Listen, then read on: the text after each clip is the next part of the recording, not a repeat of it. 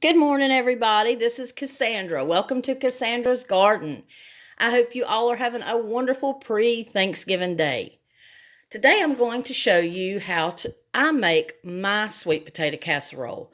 I have made thousands, literally, of different versions of sweet potato casserole.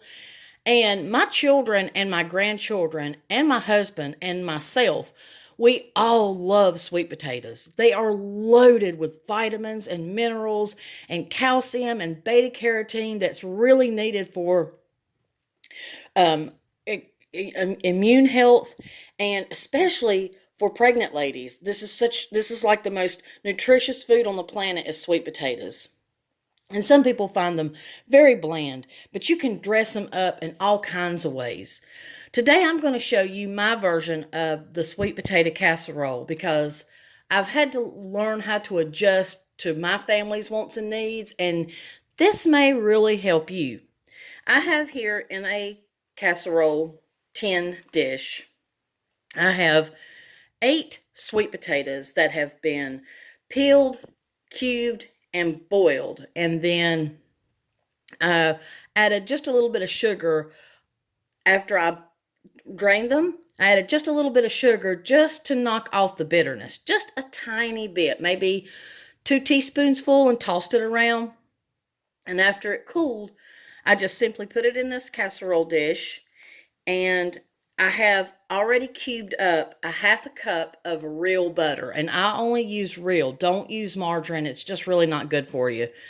So a half a cup is 1 stick of real butter. And we're just going to get started here. So I don't have to use eggs because I'm not mashing them up. My children and my grandchildren don't like the consistency and the texture of a mashed sweet potato. So we don't have to use eggs in this recipe, and you can make this ahead of time, stick it in the fridge, and then when it's time to bake, just simply put it in the oven. To this, I'm going to, I also greased thoroughly, very liberally, I greased my pan with vegetable spread, which in the form of Crisco. I'll just tell you that right now. And I did it very lightly just so everything wouldn't stick. So we're just going to get started. To this, I'm going to add a half a cup of brown sugar. And you just liberally, and my hands are very clean, but you can use gloves too if you're cooking for a mass majority. And a half a cup of granulated white sugar. I'm just going to sprinkle it about.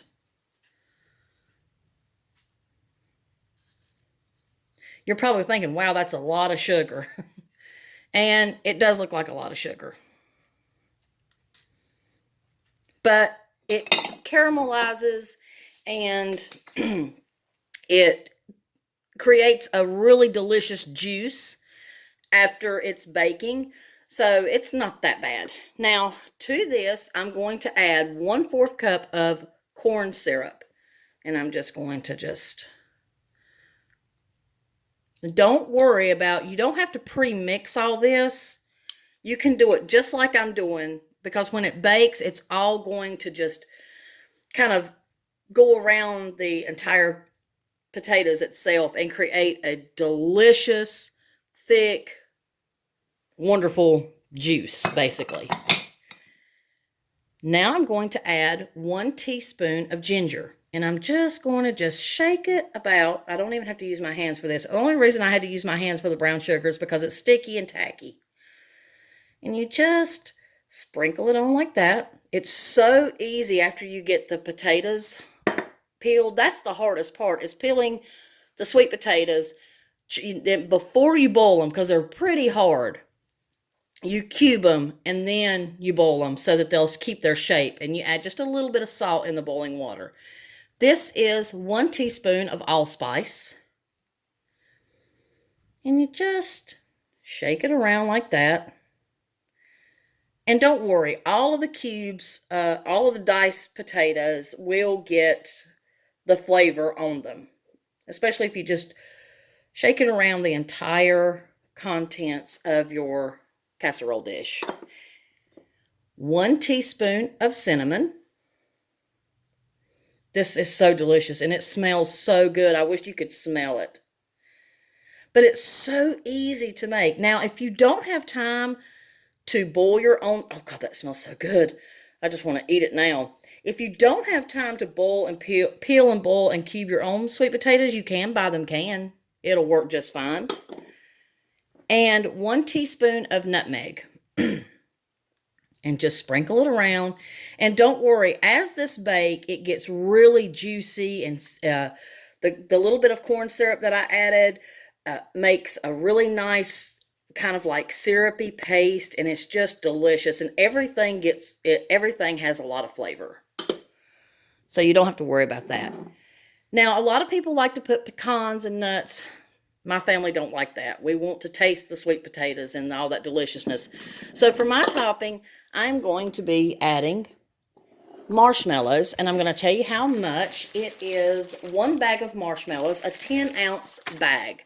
So this is a whole 10-ounce bag, and I just liberally put the marshmallows on top. And tomorrow is Thanksgiving, so I'm so happy that I've made this ahead of time. And you know, making it ahead of time gives it a chance for all those flavors to kind of marinate and sink into the potatoes. So I recommend making this ahead of time. And tomorrow, all I have to do is pop this baby in the oven until the marshmallows are a little brown and bubbly. Working ahead's always really done wonders for me.